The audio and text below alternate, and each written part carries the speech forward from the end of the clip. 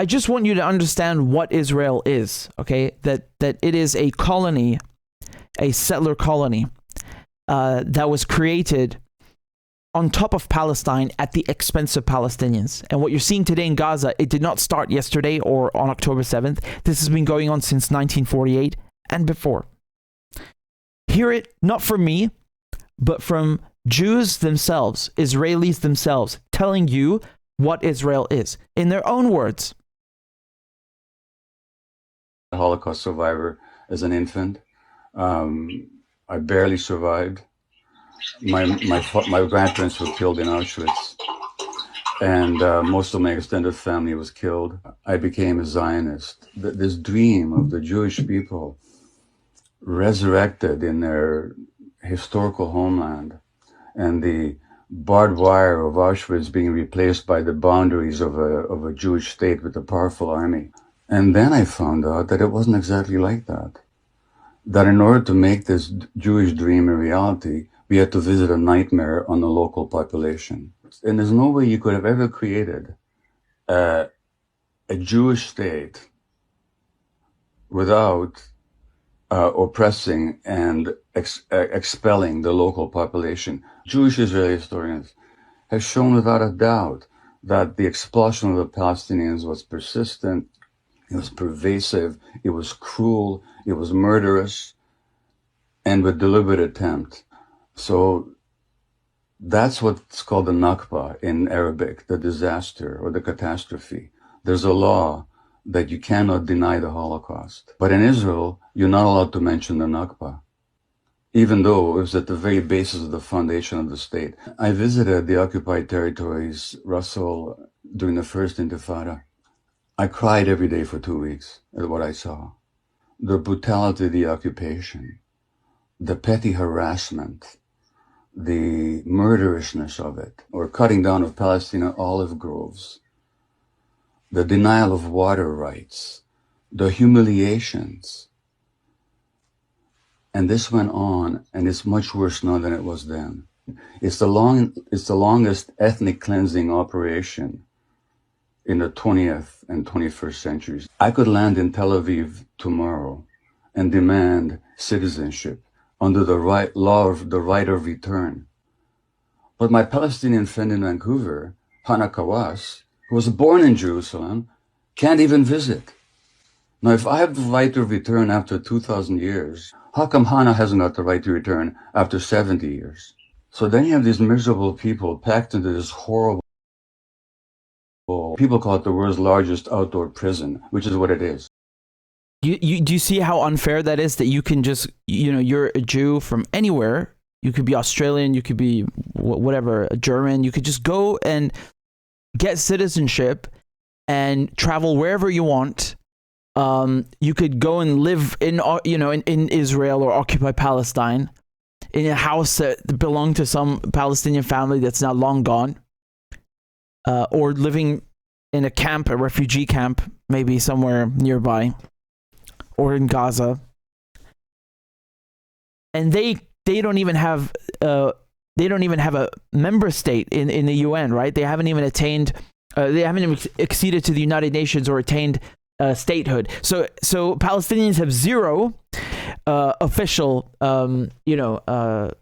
nationalities, or if they want to travel, they have to be given special documents because they don't have the usual passport. My cousin, for example, with his Palestinian document, people at the airport would always be confused because they don't even know what it is. So, and that's if you are even able to travel in the first place, because many Palestinians are not.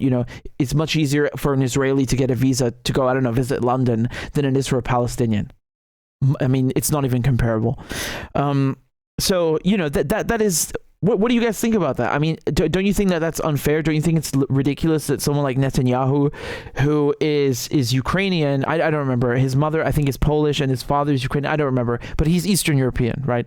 So, as many of the Israeli prime ministers are, actually all of them, they come from Eastern Europe. Right, so it's like they're called Ashkenazi Jews, so they're like basically Eastern European or white European Jews, and they're the elite, the political elite that run Israel. So even among Jews in Israel, you will have an hierarchy. So you have the white Ashkenazi Jews, the European Jews on top, and then underneath you will have the Arab Jews, right? So from Morocco, Syria, Iraq, Egypt, and then at the bottom, the black Jews just from next door from Ethiopia, right? So then you have the Palestinians who are not even citizens, and if they are citizens, they are, it's complete apartheid. And that's if you are even a citizen. Most of them are not.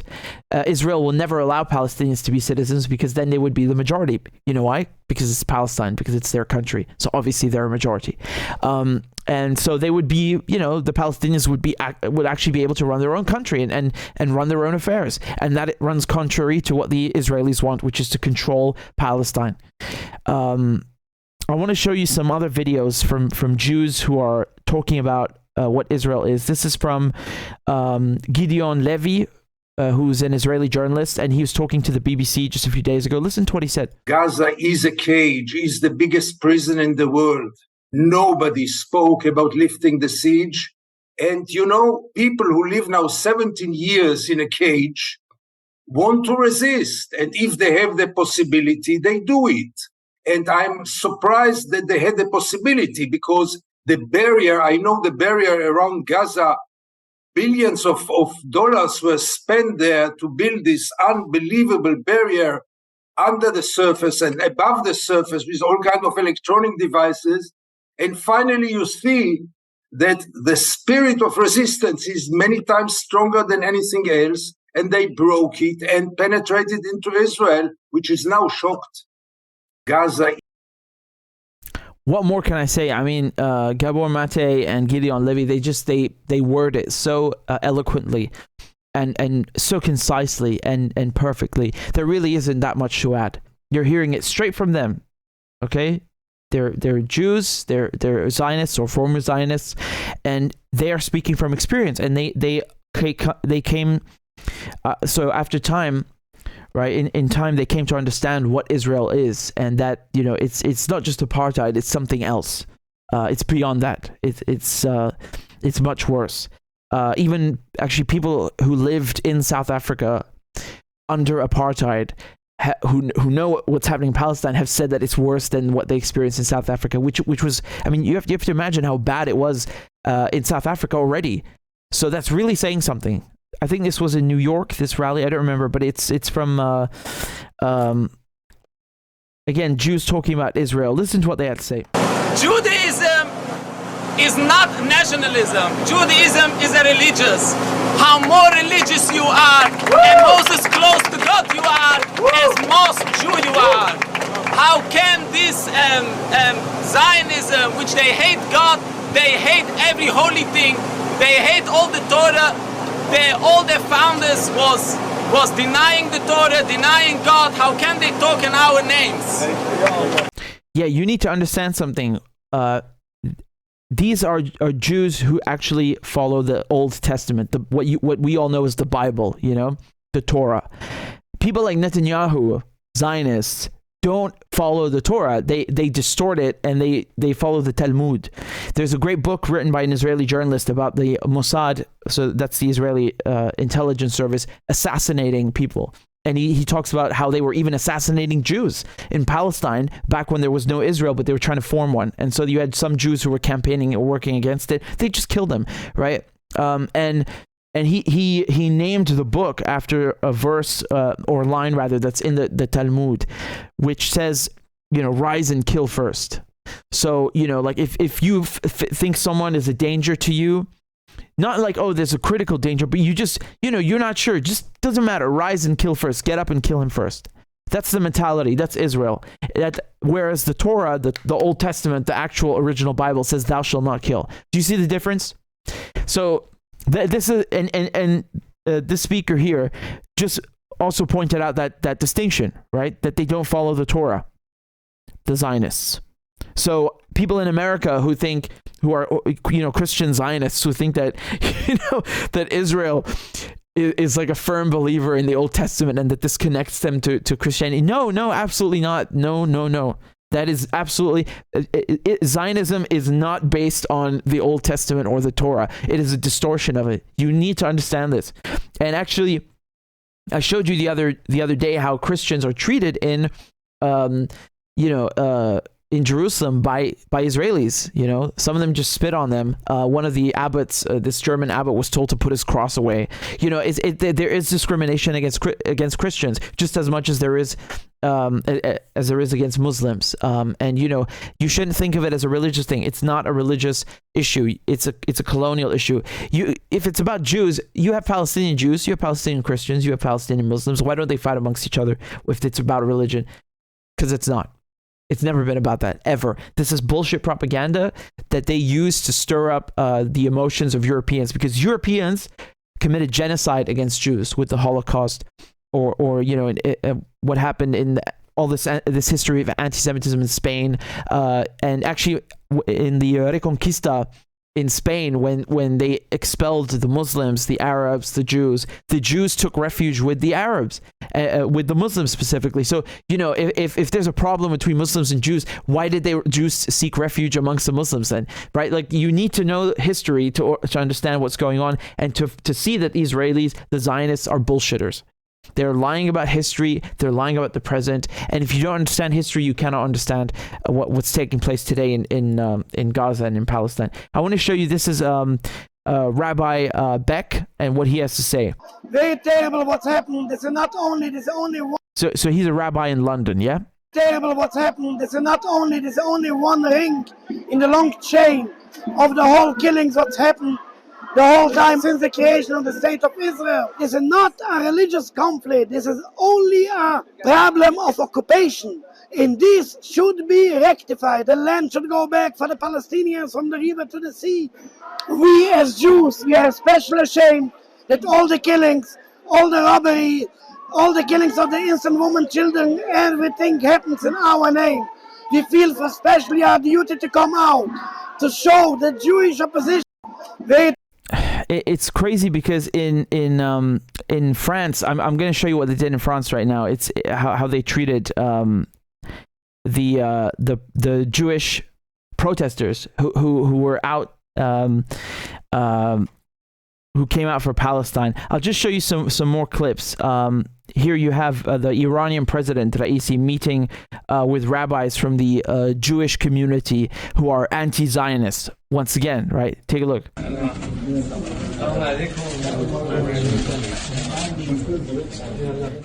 Iran actually has one of the largest Jewish communities in the Middle East, if not the largest. I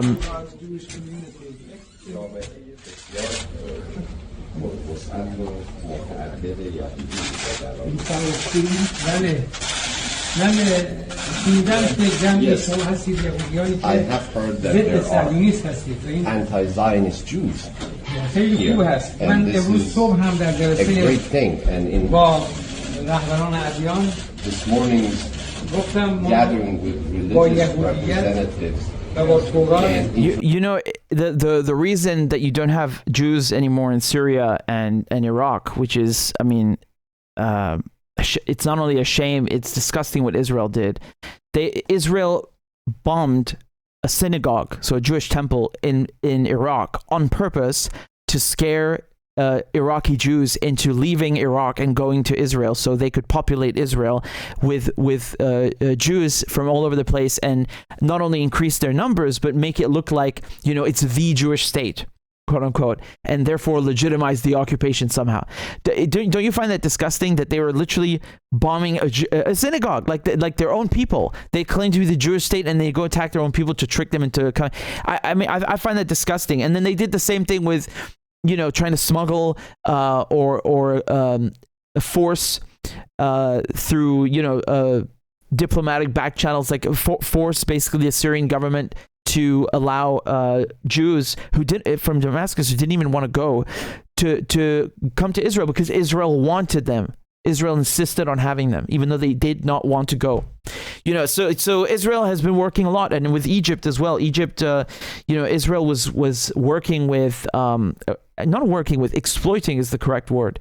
I did many videos on this with how Israel basically not only in Iraq but in Egypt, caused Jews to be maligned because of its foreign policies. Like basically the Mossad were going into Egypt and exploiting the Jewish community to do their dirty work for them, unbeknownst to them. And then of course this caused the backlash against Jews, and then Israel got to bring them all to out of Egypt and into Israel. So I find that really, I don't know what to, how to it's disgusting. It's really it's malign, and it's disgusting, and it's so desperate, it just reeks of desperation. Like they're trying so badly to make it look like it's the Jewish state and all this stuff, and they have to literally scare other Jews into coming there. I mean, another very, very famous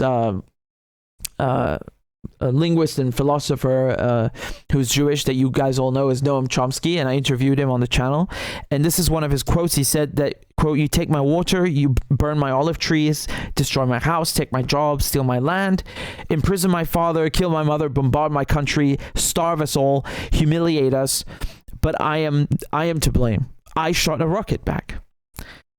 That's so he's very much a critic of Israel and a supporter of a free of Palestinians and Palestinian national liberation, and he just summarized it very eloquently how the Palestinians, as soon as they resist, they take up arms, or even just marching, right? Because in 2018, 2019, no one had guns. They were just standing at the fence. They wanted to go back and take their homes, and they shot and killed so many Palestinians, right? That's what Israel did. So you can't win, like whether you are speaking out or just marching, or you have guns, you're always going to be a terrorist, and you're always going to be the one to blame, and Israel is always innocent. I want to show you Miko Peled. He's really cool, and I interviewed him as well. So he has an interesting story. He was so his grandfather is one of the people who founded Israel, and his father was a general in the 67 war, an Israeli general, and he himself was in the special forces, the Israeli special forces, and then he became disillusioned with Israel when he understood what's going on, and now he's completely against Zionism, and he doesn't live in Israel anymore, and he's he's a very, very outspoken anti-Zionist, and here he is. We did an interview with him a few days ago. Response from the state of Israel, and of course the state of Israel was in total panic and basically collapsed. There was no information, there was no security. Settlement after settlement in the area around the Gaza Strip had fallen to Palestinian hands, and so it was quite incredible to see that. But at the back of my mind, I knew that, as is always the case, Israel will regain its senses somehow. They will recapture they'll find a way to fight back, and then eventually Palestinians are going to pay an enormously heavy price, because now they humiliated this gangster, and when a gangster is humiliated, they leash out this horrible violence, and that's exactly what is happening now. What we're seeing now is the humiliated Israel leashing out just this senseless violence, just to show that they are to prove themselves that they are capable of violence, just to punish the people that humiliated them. Although at the same time, as they're bombing Gaza, the fighters are still, they're still going in and out of the fence, and there's still gunfire and battles going on between Palestinian fighters and Israeli forces in some of these settlements. That as I'm sure you know, an entire Israeli military base, the Gaza Brigade, which is the central military base that is supposed to be defending the settlements on the outskirts on the border with Gaza, was empty, was gone. I mean, it was taken very easily by the Palestinian fighters, including apparently the general in command, who was taken a prisoner. That's a very important point that he raises, because some of you might have been wondering, how come the number of Israelis killed keeps rising every day? right? Because the Israelis made it sound like, oh, Hamas came in and they just shot up a festival and that's it. No, that's not what happened. And Hamas are still in the settlements right now, fighting against the Israelis. You know, the only mistake that Hamas made is that, well, they didn't wear Ukraine flags, then no one would call them terrorists. No, but what Hamas should have done is called upon the Palestinians in Gaza to come with them and take back the houses and the land. It's always been theirs. It's been theirs. The people living in Israel or occupied Palestine, they don't come from there, man. They don't come from there. So they should have called upon the Palestinians to all come, because now what's happening is Israel is pushing Palestinians south. We're not talking about an army. We're talking about civilians. We're talking about the people that have been colonized just taking back their homes. Who on earth could call this, terrorism and pretend the Israelis are victims? No one, man. No one. They're just fronting. They're just lying. They're just trying to, justify what the Israelis are doing, this collective punishment. I want to show you a video here. This is from Ilan Pappé, who's a very, very famous writer, Israeli, and here's what he has to say about it's so funny because Palestine. It's so funny because you can see to the right of him is Mehdi Hassan, who is today constantly saying, oh, the poor Israelis, oh, this and that about Hamas. He's trying to like make it seem like it's both sides who are violent. And no, I'm sorry, man, you need to get your head checked. He used to be good, and I've watched this panel before, and I know his positions and what he's arguing and so on. And now he's become, because he works at MSNBC, he literally cannot afford to say the truth, because he would lose his job and be sacked. So, he has to acclimate and pretend like, he's still defending Palestinians, but also the poor Israelis. Oh, he has to do that. He's trying to keep his job and save his job. It's a shame. It's a shame watching someone sell out. In any case, you heard, I just showed you several prominent Israelis, Jews, who, are from various parts of the world, and they all say the same thing about Zionism, that it distorts Judaism. It's a hijacking of the religion. And actually, what I find ironic is that the Israelis are saying Hamas is ISIS. Speaking of ISIS, the Israelis, what they do with Judaism is like ISIS. They hijack the religion, and then they try to claim that they are the only ones who are pure enough to represent the religion, and then they claim the same land, in the name of that religion. It's just no difference. It's like Crusaders, ISIS, Zionism. It's the same thing, just but with Christianity, Islam, and Judaism, respectively. That's it. That's it. And they're distortions of those religions. They just hijack them to use them as political covers, because it's much easier to get away with this kind of stuff, these brutal acts of murder and thievery and executions and torture, when you claim that you're like on God's mission or something. And they've all done it. It's just with different periods of time, and they're all distortions at the end of the day. What Israel is doing, there is not a single religion on earth that tells you to do these things. Like I don't know where it says in the Bible you should F-16, grab an F-16 and drop bombs on people in Gaza. This is the Zionists, the Israelis. They're more focused on the Talmud, which is not the Bible, which is not the Old Testament, and is not the Torah. Okay, you need to understand that, and you heard it straight from the various Israeli and Jewish speakers that I just showed you, that this is the case. And Israel does not represent Jewish people. It's an American base, and at the convenience of Jewish European settlers who've come to an arrangement with the West. So yeah,